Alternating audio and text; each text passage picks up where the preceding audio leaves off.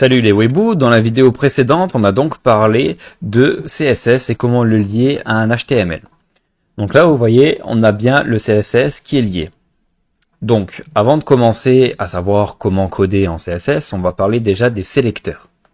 En fait, pour que CSS reconnaisse l'élément qui va être sélectionné ici, donc par exemple la balise, on va devoir utiliser ce qu'on appelle des sélecteurs. Alors, je vais expliquer trois sélecteurs. Le premier sélecteur, ça sera le sélecteur balise. Donc, c'est-à-dire comme on a là, le header, la nav, le A, la section, le H1, le P, par exemple.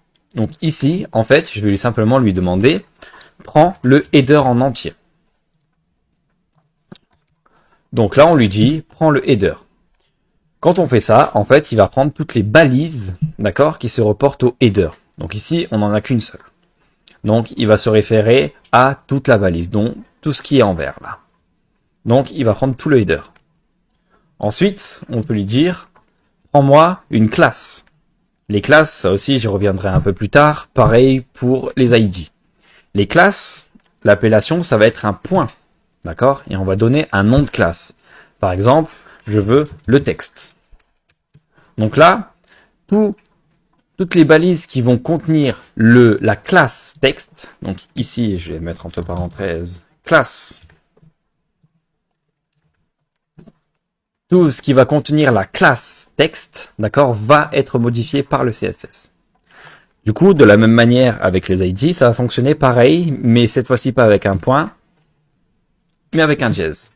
Donc ici, on va faire dièse, pareil. On va pas mettre texte, on va mettre titre cette fois-ci. Titre. Et là, et du coup, ça sera un ID. Donc, toutes les balises contenant l'ID titre va être modifiées. D'accord? Donc, à retenir, les balises, donc ici, pas de point, pas de dièse, rien du tout. Donc, on a le header, donc c'est directement la balise. On a ensuite le point texte. Le point, c'est une classe, donc qui va être mis à l'intérieur d'une balise. Je vais vous montrer ça dans la prochaine vidéo. Et pareil pour l'ID qui sera contenu également dans une balise. Donc dans la prochaine vidéo, on va voir comment marchent les balises pour les modifier en classe ou en ID.